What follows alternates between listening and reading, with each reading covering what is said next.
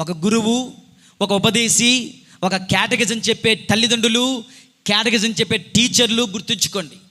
ఈ విత్తనాలు పిల్లల హృదయాలు నాటుతుండగా అది తప్పక ఫలిస్తుంది, తప్పనిసరిగా ఫలిస్తుంది. ఇది దేవుని యొక్క ప్రమాణము, వాగ్దానము. దేవుని యందు ప్రియులారా,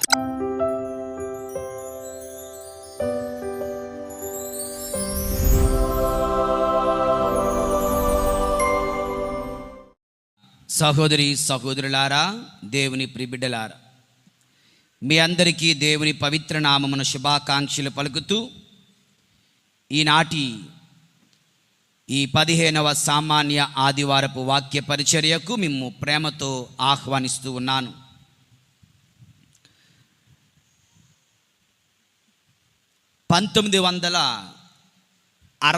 సంవత్సరం ఆ రోజుల్లో ప్రపంచమంతటా కూడా ఒక పొలిటికల్ సైంటిస్టులు అంటే రానున్నటువంటి ఒక 20-30 సంవత్సరాలలో ప్రపంచమంతటా వివిధ దేశాలలో పరిస్థితులు ఎలాగుంటాయో అంచనా వేసేవారు. 1960 ఆ సంవత్సరాలలో ఈ పొలిటికల్ సైంటిస్టులు అందరూ కలిసి ఒక తీర్మానం లేదంటే ఒక నిర్ణయానికి వచ్చారు, ఒక అండర్స్టాండింగ్కి వచ్చారంట. ఏంటంటే మరికొద్ది సంవత్సరాలలో ప్రపంచమంతటా ఘోరమైనటువంటి కరువు రాబోతుంది. భయంకరమైన కరువు, తినడానికి ఏమీ లేకుండా పోతుంది. దాని మూలముగా సుమారు 440 మిలియన్ల ప్రజలు ఆకలితో చచ్చిపోయే అవకాశం ఉంది. అందులో భారతదేశము కూడా అధికముగా నష్టపోబోతుంది అంటూ ఆ పొలిటికల్ సైంటిస్టులు అంచనా వేశారంట. దేవుని యందు ప్రియులారా, అందులో ముఖ్యమైనటువంటి సైంటిస్టులు డాక్టర్ నార్మన్ బోర్లాగ్ USA నుండి, డాక్టర్ MS స్వామినాథన్ ఇండియా నుండి, డాక్టర్ గురుదేవ్ కుష్ ఫిలిప్పైన్స్ దేశము నుండి ఆ యొక్క కమిటీలో ముఖ్యమైన పాత్రను పోషించారు. అయితే త్వరలో కరువు రాబోతుంది, ఈ కరువును ఎదుర్కోవాలి, ప్రజలను కాపాడాలి, ఈ ఆకలి బాధల నుండి కాపాడాలి అని ఆలోచించి doctor Norman Borlaug America scientist ఒక విత్తనాన్ని కనిపెట్టారట. దేవుని యందు ప్రియులారా, సోనారా 64 అనే ఒక విత్తనాన్ని international maize and wheat improvement centre మెక్సికోలో ఆయన కనిపెట్టారంట. కనిపెట్టి ఆ విత్తనం వేస్తే మరి కొంచెం పంట వస్తుంది, మరికొన్ని విత్తనాలు వస్తాయి. కొన్ని విత్తనాలను సేకరించి భారతదేశంలో మొట్టమొదటిగా దీన్ని ట్రై చేయమన్నారంట. పంజాబ్ రాష్ట్రంలో ఆ విత్తనాలు నాటితే చక్కనైనటువంటి గోధుమ పంట పండిందంట. ఇంకా అక్కడ మొదలుకొని ప్రపంచమంతటా కూడా ఈ యొక్క సోనారా 64 అనే విత్తనాన్ని నాటగా ప్రపంచమంతటా గొప్ప పంట పండిందంట. దేవుని యందు ప్రియులారా, తర్వాత రోజుల్లో IR8 అనే వెరైటీ ఆఫ్ రైస్ సీడ్, గోధుమ గింజ వేరు, ధాన్యపు గింజ వేరు. IR8 అనే ధాన్యపు గింజను కూడా ఫిలిప్పైన్స్ చెందినటువంటి సైంటిస్ట్ కనుగొన్నారు. అది కూడా వాళ్ళు భారతదేశంలోనూ ఇతర దేశాల్లో నాటడం జరిగింది. గొప్ప రైస్ బియ్యము పండే విధంగా అది ఎంతగానో ఉపయోగపడిందంట. కెమికల్స్ అది వాడకుండా ఉంటే 5%, కొంచెం కెమికల్స్ వాడితే 10% గొప్ప ధాన్యమును, గొప్ప వరిని పండించిందంట.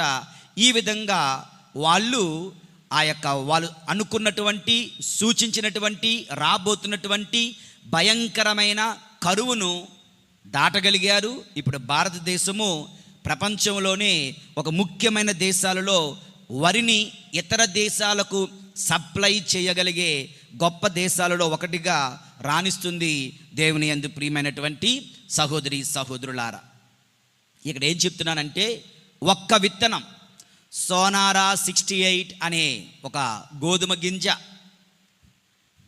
IR8 అనే ఒక వెరైటీ ఆఫ్ రైస్ గింజ విత్తనం ప్రపంచంలో ఉన్నటువంటి సమస్త దేశాలలో కరువు తాండవించబోగా ఇది అరికట్టగలిగింది.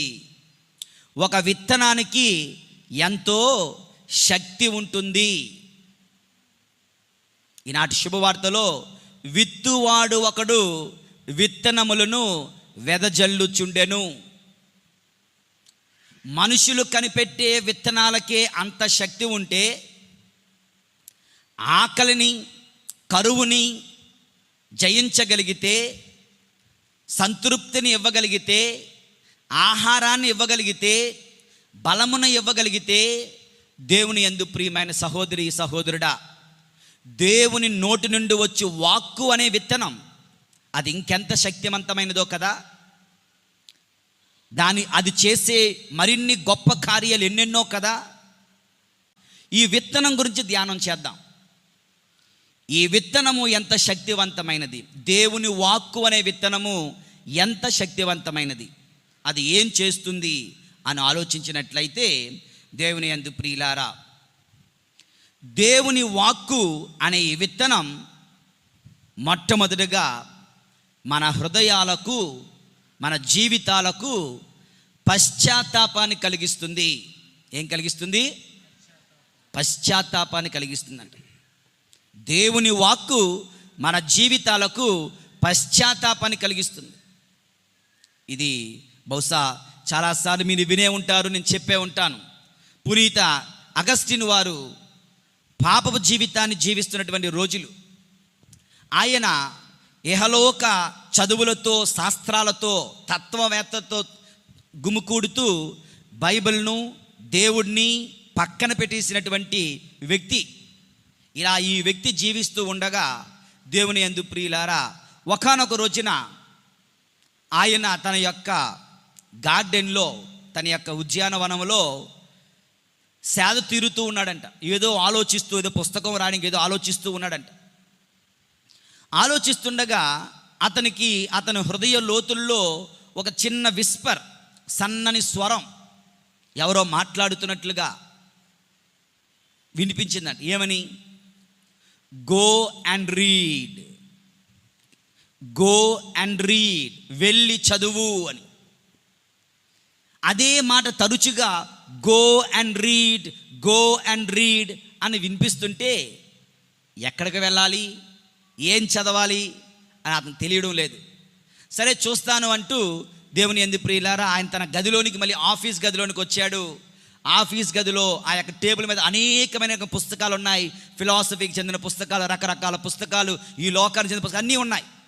ఎక్కడో ఒక మూలన ఒక పరిశుద్ధ గ్రంథం కూడా ఉందంట. ఇతను అనాలోచితంగా తన చేతిని ఆ యొక్క టేబుల్ మీద వేస్తే, ఆ టేబుల్ మీద ఉన్న బైబిల్ మీద చెయ్యి పడిందంట. ఇంకా మనసులో గో అండ్ రీడ్, వెళ్ళి చదువు అన్నటువంటి ఆ యొక్క సన్నని స్వరం వినబడుతూనే ఉంది. ఏంటి చదవాలి అనేసరికి అక్కడ చూస్తే బైబిల్ ఉంది. ఓకే, ఇదే చదవాలేమో, ఇది చదవమంటుందేమో నా మనస్సాక్షి, తీసి చూద్దామంటూ సడన్గా బైబిల్ ఇలా తీసాడంట. ఇలా తీయగానే అతని కంటికి సరాసరి రోమీలకు రాయబడిన లేఖ 13వ అధ్యాయము 13-14 వచనాలు అతని కంటికి కనిపించాయంటే, దేవుని యందు ప్రియులారా, అది ఆయన చదవగా ఆయన జీవితమే మారిపోయిందంట. ఆయన హృదయానికి పశ్చాత్తాపం చేకూరిందంట. దేవుని యందు ప్రియుల, రోమీలకు రాయబడిన లేఖ 13వ అధ్యాయము 13-14 వచనాలను ఆ యొక్క అగస్టిన్ వారు చదవడం జరిగింది. దేవుని యందు ప్రియుల, నేను చదువుతాను, ఆ తర్వాత మీరు చెప్పండి.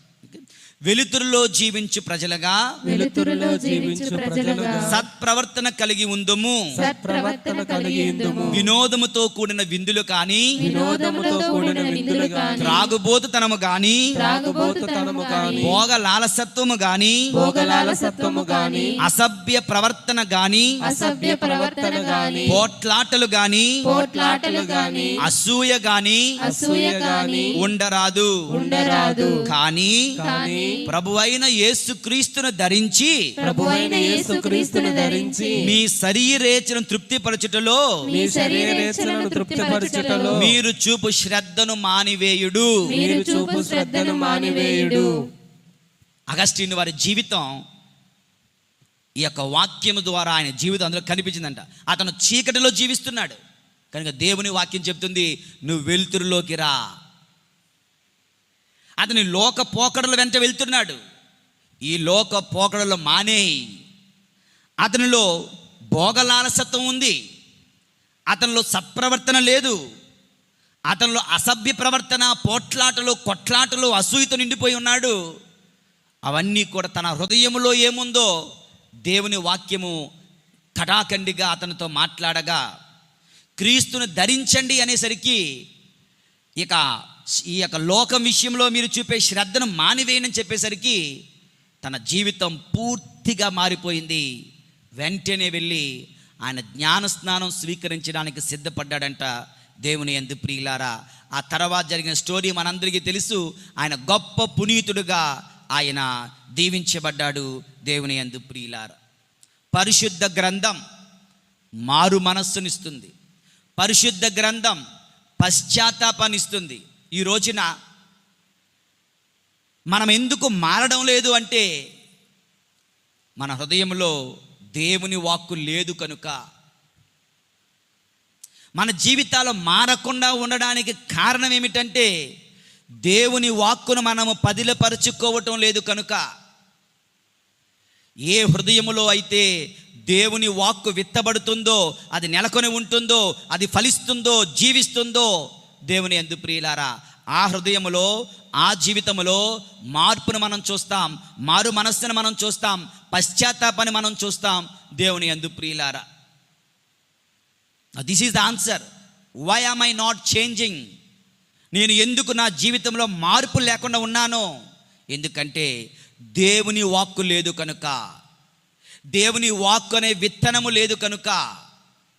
దేవుని యందు ప్రియులారా, కనుక ఆ దేవుని వాక్కు అనే విత్తనాన్ని మనము తరచుగా స్వీకరించాలి, తరచుగా చదవాలి, తరచుగా వినాలి, తరచుగా ధ్యానించాలి, తరచుగా నెమరు వేసుకోవాలి, తరచుగా ప్రార్థించాలి, తరచుగా ప్రకటించాలి, తరచుగా పాటించాలి.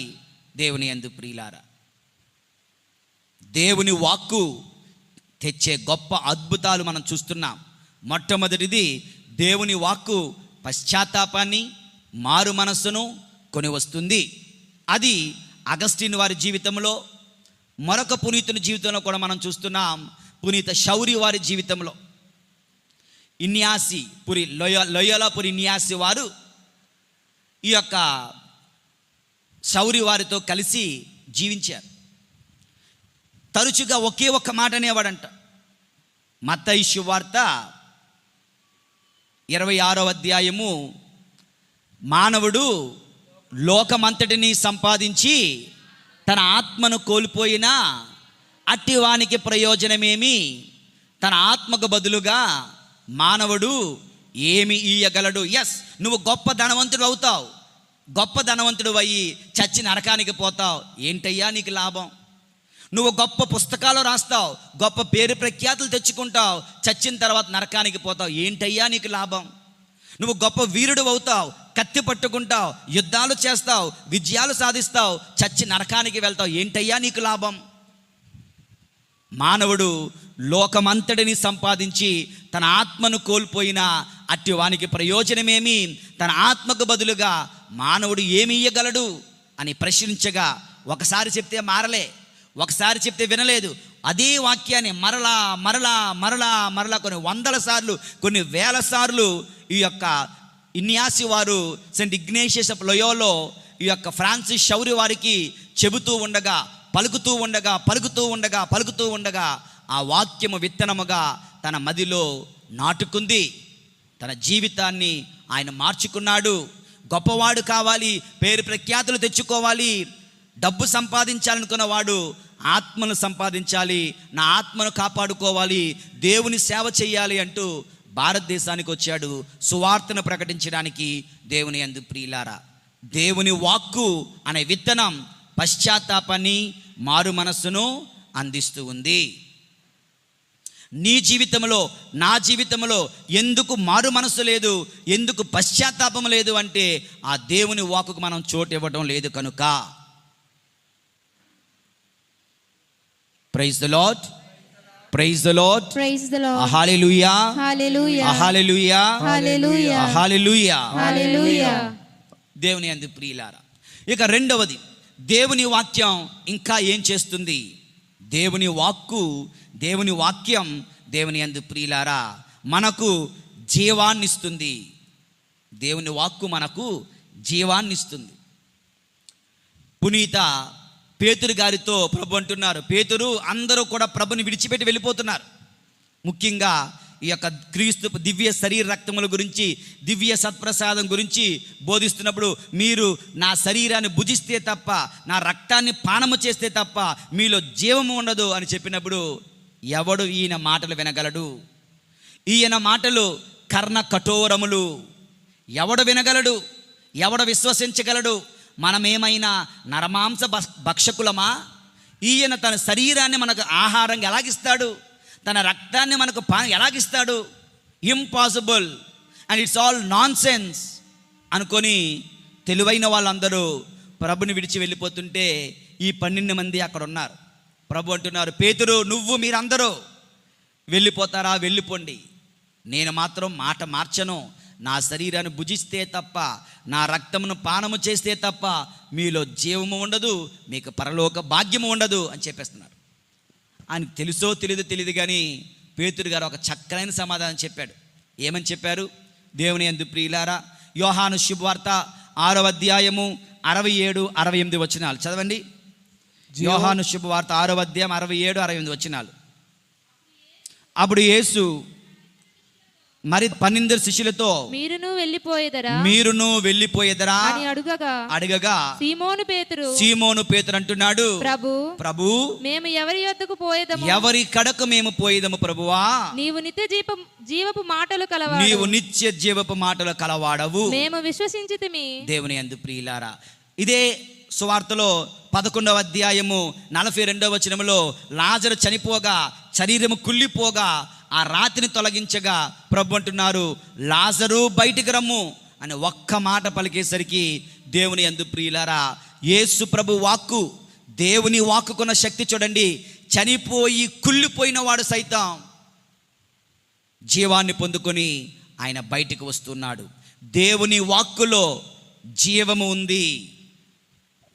దేవుని వాక్కులో పశ్చాత్తాపము దేవుని వాక్కు కలుగ చేస్తుంది. దేవుని యందు ప్రియులారా, మూడవది, దేవుని వాక్కు ఇంకా ఏం చేస్తుందండి? దేవుని వాక్కు స్వస్థతనిస్తుంది. ఇట్ హీల్స్ అస్. దేవుని వాక్కు స్వస్థతనిస్తుంది. మత్తయి శుభవార్త 8వ అధ్యాయము 16వ వచనం చదువుదాం. మత్తయి శుభవార్త 8వ అధ్యాయము 16వ వచనం. ఆ సాయం సమయమున పిశాచ పీడితులు పలువురను యేసు వద్దకు తీసుకొని రాగా ఒకే ఒక్క మాటతో ఆయన పిశాచములను పారద్రోలి, యేసు ప్రభు పిశాచములను పారద్రోలెను, రోగులందరినీ స్వస్థపరచెను. దేవుని యందు ప్రియులారా, యేసు ప్రభు తన మాట చేత రోగులను స్వస్థపరచెను. యేసు ప్రభు తన వాక్కు చేత పిశాచములను పారద్రులను. ఎందుకంటే ఆ వాక్కులో స్వస్థత ఉంది, ఆ వాక్కులో జీవము ఉంది, ఆ వాక్కులో దేవుడిచ్చే సకల ఐశ్వర్యములు ఉన్నాయి. దేవుని యందు ప్రియులారా, నేను 2008 లేదా 9వ సంవత్సరంలో అనుకుంటాను, ఒకనొక రిట్రీట్లో పాలు పంచుకున్నాను. జ్ఞాన వడకం, వారం రోజుల ప్రార్థన. ఈ వారం రోజుల ప్రార్థనలో దేవుని వాక్కు గురించి చెబుతూ ఒక అద్భుతాన్ని చెప్పారు. టౌన్లో, పట్టణంలో ఒకరోజు ఫాదర్ గారు తన యొక్క విచారంలో ఉన్నారంట. ఉదయం టిఫిన్ అయిపోయింది. 8:30, 9 గంటలకి ఒక వ్యక్తి, ఒక భర్త వచ్చి ఫాదర్ గారి దగ్గరికి వచ్చి ఏడుస్తూ ఉన్నాడంట. ఎందుకయ్యా ఏడుస్తున్నావంటే, నా భార్య, నేను ప్రేమించి పెళ్లి చేసుకున్నాం, ఎంతో అన్యోన్యంగా జీవించే వాళ్ళ, మాకు 2 పిల్లలు. దురదృష్టం ఏంటంటే ఆమె అనారోగ్యంతో మంచాన పడింది. ఎన్నెన్నో హాస్పిటల్ అన్ని తిప్పాను, ఎన్నెన్నో పరీక్షని చేయించాను, ఆల్ స్కానింగ్స్, ఎక్స్రేస్, టెస్ట్లన్నీ చేయించాం. విచిత్రం ఏంటంటే అన్నీ కూడా నెగిటివ్, ఏమీ లేదు, అన్నీ ఓకే, అంతా ఓకే, అంతా ఓకే అంటుంది. కానీ ఈమెకు మాత్రం నోరు పడిపోయింది, చెవులు పడిపోయాయి, మాటలాడలేకపోతుంది, వినలేకపోతుంది. ఈ విచిత్రం ఏమిటో ఎవరికీ తెలియడం లేదు. అలా మంచం మీద ఉంది, అంటే ఉందంటే ఉంది, బతికిందా చచ్చిపోయిందా అన్నట్టుగా ఉన్నది. ఏమీ చేయలేకపోతున్నారు. డాక్టర్లు సైతం మాకు కూడా అంతు చెక్కడం లేదు, ఏమిటో ఇది తెలియడం లేదు అని చెప్పేస్తున్నారు. ఇక దేవుడే కాపాడాలి అన్నాడు. అందుకే దేవాలయానికి వచ్చి ప్రార్థన చేసుకున్నాము. మీరు నా భార్య కోసం ప్రార్థన చేస్తారా, ఆసుపత్రికి రాగలరా అని అడిగాడట.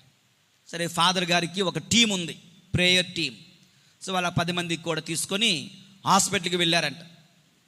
ఆ యొక్క మంచం మీద ఉన్నటువంటి ఆ యొక్క స్త్రీ పక్కన కూర్చొని చిన్న ప్రార్థన చేశారంట.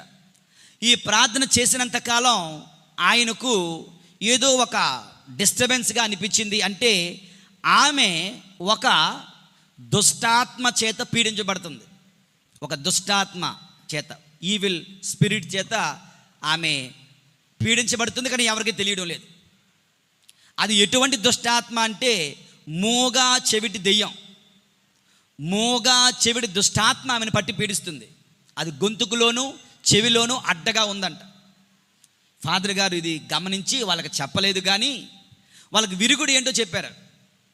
ఏం చెప్పారంటే, మరి నేను ఒక విషయం చెప్తాను, మీరు చేస్తారా, ఆవిడకి నయమవుతుంది, మీరు ఏం చెప్పినా, ఎక్కడికి వెళ్ళమన్నా వెళ్తాను, ఏం చెప్పినా చేస్తానండి అంటే, ఎక్కడికి వెళ్ళవసరం లేదు, నీ భార్య పక్కనే కూర్చోవాలి, ఆ తల దగ్గర కుర్చేసుకుని కూర్చో, బైబిల్ తీసుకో, సువార్త, మత్తయి శుభవార్త నుండి యోహాను శుభవార్త వరకు బైబిల్ చదువుతూ ఉండు.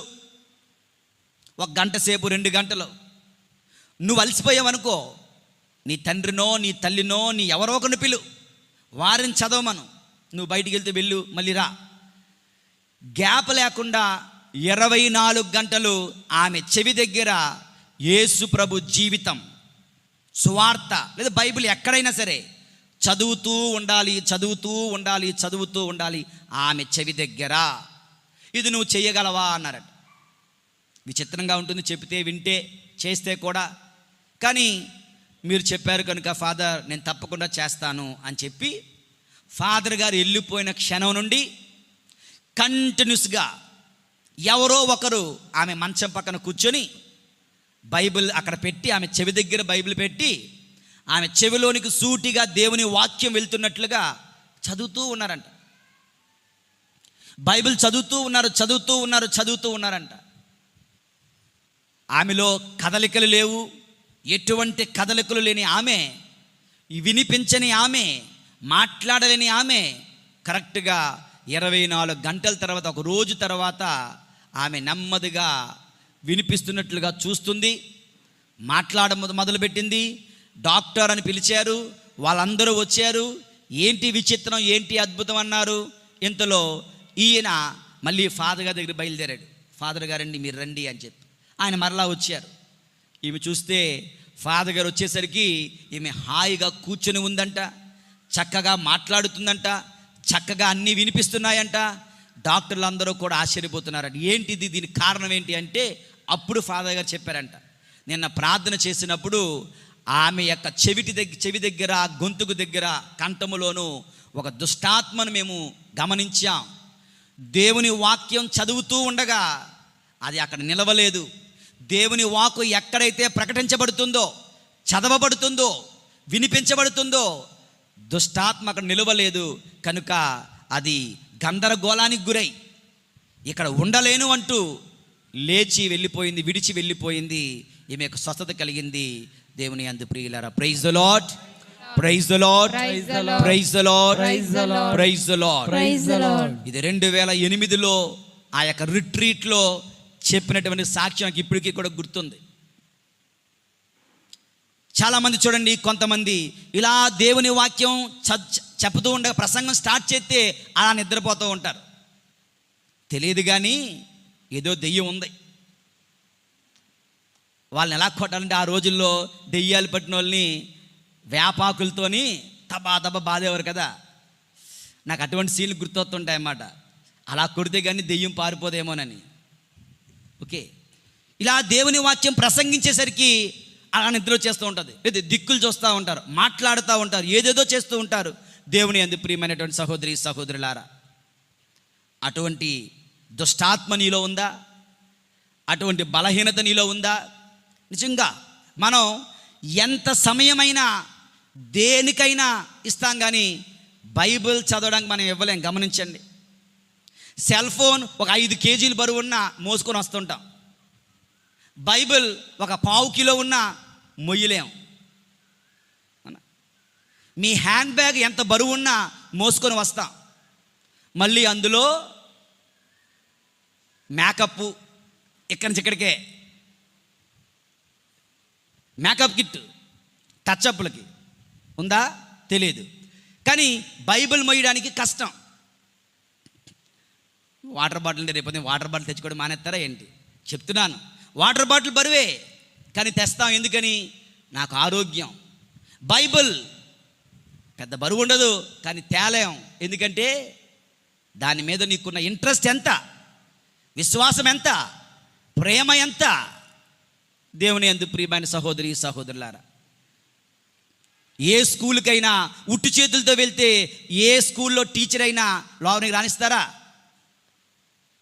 మరి ఉట్టు చేతుల్లో గుడిలోకి మాత్రం మనం వస్తున్నామంటే నేనేం చేయాలి? మిమ్మల్ని లోనికి రానివ్వకూడదు.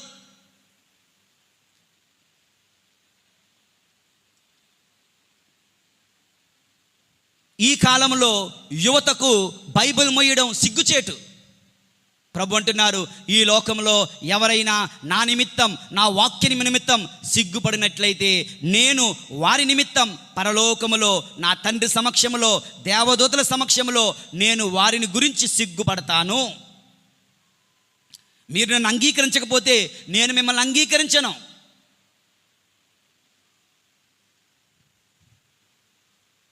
పూజ అయినట్టునే ఫాదర్ గారండి బైబిల్ కావాలండి, మళ్ళీ నా దగ్గరికి వస్తారు. బైబిల్ లేవు, ముందే చెప్తున్నాను. మీ ఇంట్లో బైబిల్ ఉంటుంది, వెతకండి, ఎక్కడో తవ్వండి, తవ్వకాల్లో దొరుకుతుంది. అంటే ఏంటంటే నేను బైబిల్ తేడానికి కారణం ఏంటంటే, తేకపోవడానికి కారణం ఏంటంటే నేను అడిగినప్పుడు మీరు ఇవ్వలేదు, నాదే తప్పు. మళ్ళీని దేవుని వాక్యం స్వస్థతనిస్తుంది.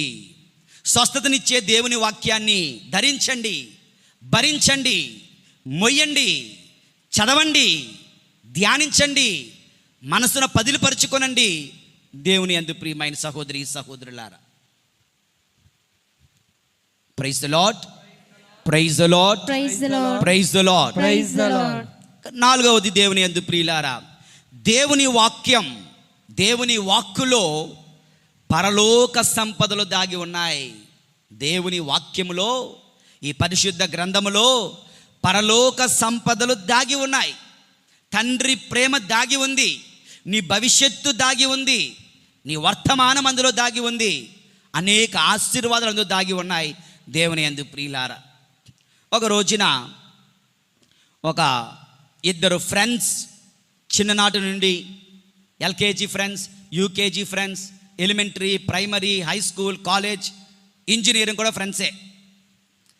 కాకపోతే ఒకడు ఫార్మర్గా అయ్యాడు, పరిస్థితులు బాగోక ఒక రైతుగా వెళ్ళిపోయాడు.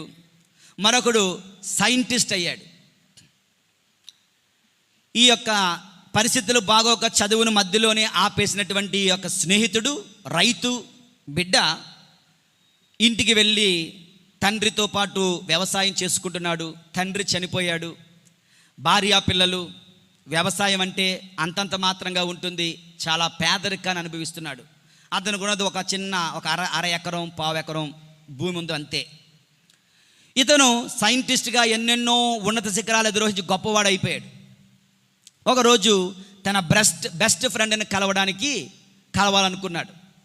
మొత్తానికి అడ్రస్ కనుక్కున్నాడు, ఫోన్ చేశాడు, ఇదిగో నేను వస్తున్నాను, నేను కలుస్తున్నాను, కలవచ్చా అంటే దయచేసి రా అన్నారు. ఇద్దరు కలిసి ఈ యొక్క ఇంటిలోనే, ఈ యొక్క పేదవాడు లేదా రైతు ఇంటిలోనే ఇద్దరు కలుసుకున్నారు.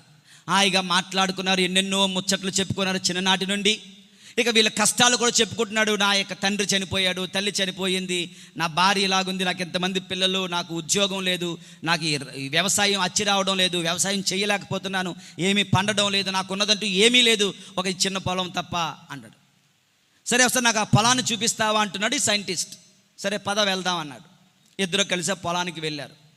ఆ పొలాన్ని మొత్తం సైంటిస్ట్ పరిశీలించిన తర్వాత అతనికి ఏదో అందులో అనుమానంగా ఉంది. ఏంటబ్బా అని చూస్తే అందులో ఒక చిన్న పొలంలో ఒక చిన్న రాయిని ఆయన తీసుకున్నాడు. ఒక రాయిని తీసుకొని, నేను వారం రోజుల తర్వాత మళ్ళీ నేను వచ్చి కలుస్తాను అని చెప్పి ఆ రాయిని తీసుకొని వెళ్ళి తన యొక్క మిగతా తెలిసిన వారి దగ్గర టెస్టులు చేయించాడంట. అది చూస్తే అది మామూలు రాయి కాదు, ఎంతో విలువైన గ్రానైట్ రాయి అంట. అంటే దాని కిందంతా కూడా పెద్ద గ్రానైట్ కొండ లాంటిది అక్కడ దానిలో దాగి ఉంది. కానీ మనవాడికి తెలియదు అది ఎంతో విలువైందని, అది ఐశ్వర్యవంతమైనదని, గొప్ప సంపదని మనవాడికి తెలియక ఈ పేదరికంలోనే ఆయన అల్లాడిపోతున్నాడు, మాడిపోతున్నాడు. దేవుని యందు ప్రియులారా, వారం రోజుల తర్వాత అది తీసుకొని వచ్చి, ఒరే నాయనా, నువ్వు పేదవాడివి కాదు, నువ్వు ఐశ్వర్యవంతుడవు, నువ్వు ధనవంతుడవు.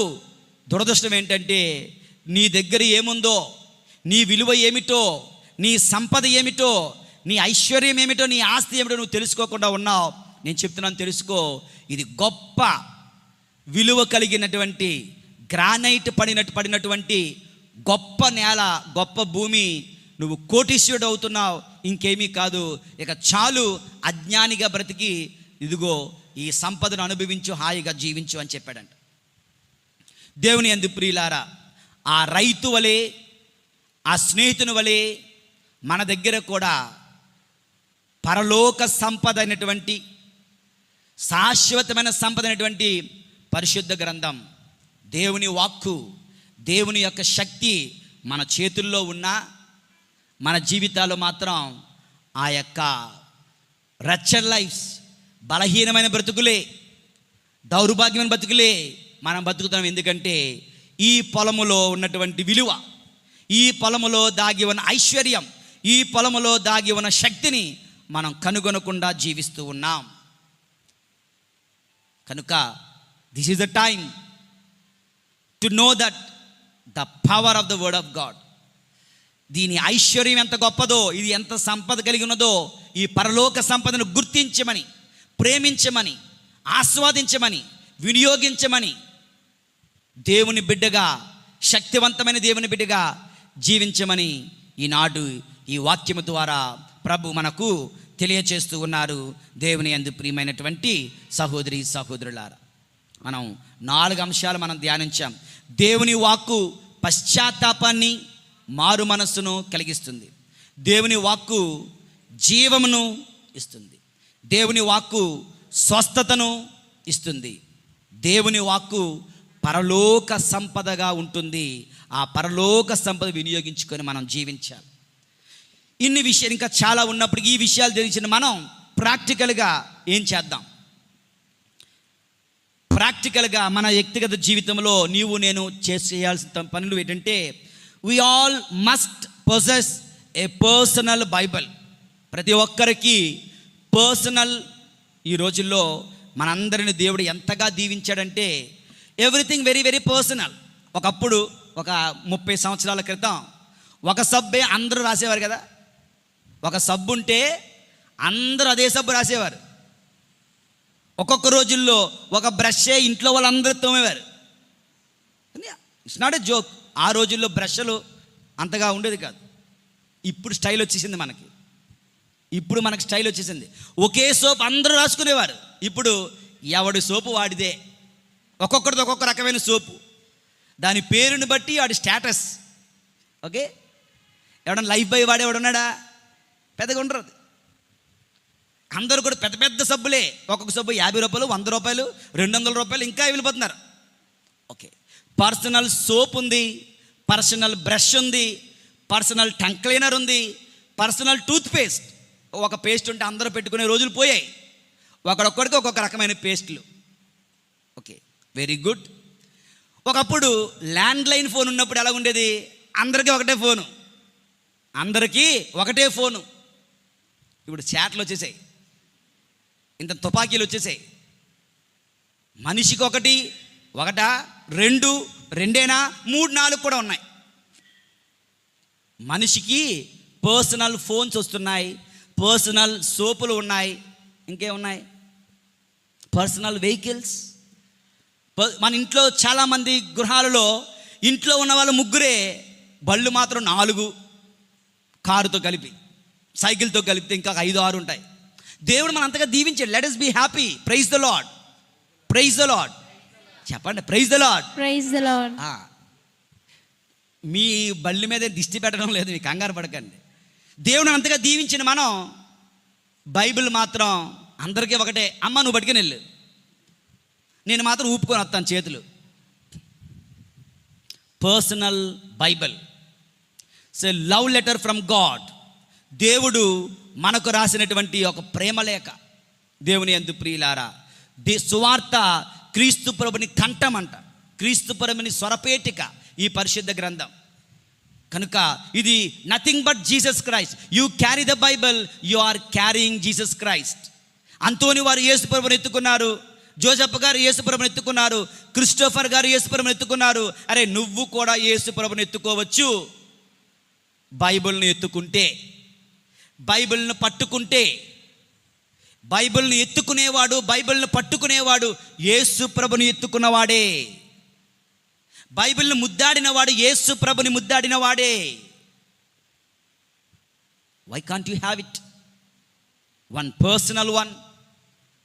కనుక ప్రతి ఒక్కరూ వ్యక్తిగతముగా ఈ దేవుని వాక్కు అనే విత్తనం మన దగ్గర, మన చేతిలో ఉండాలి.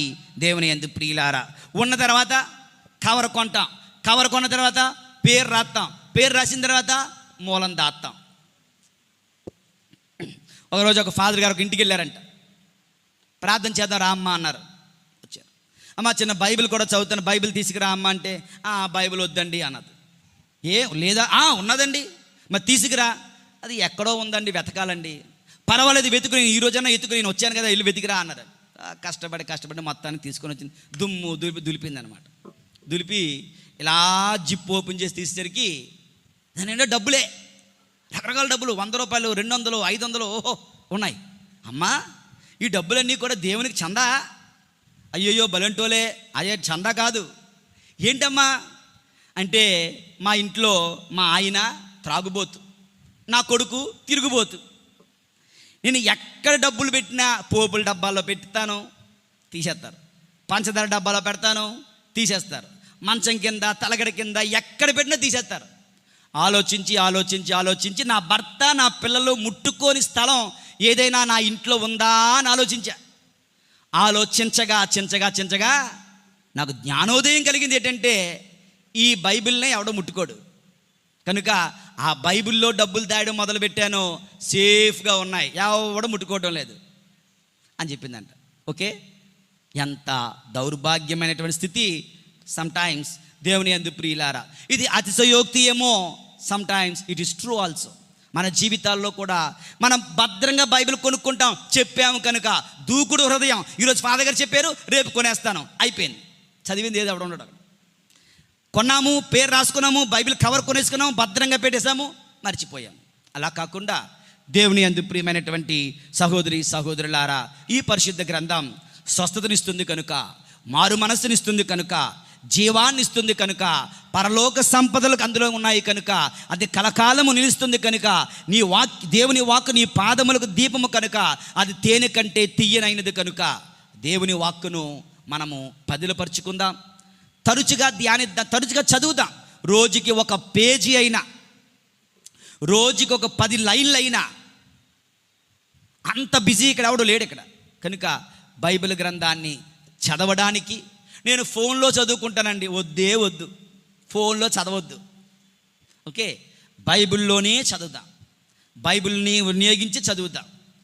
ఈ బైబిల్ చదువుతూ దేవుని వాక్కు అనే విత్తనాన్ని స్వీకరిస్తూ మరియ తల్లి హృదయం వలె స్పందించే హృదయముగా, ఫలించే హృదయముగా మారుదాం. అటువంటి దీవెన మనకిమ్మని ఈ దివ్య పూజా బలిలో ప్రార్థిద్దాం. పరిశుద్ధుడైన దేవుడు మనల్ని దీవింతురుగాక. పితా పుత్ర పరిశుద్ధ ఆత్మ నామమున ఆమేన్.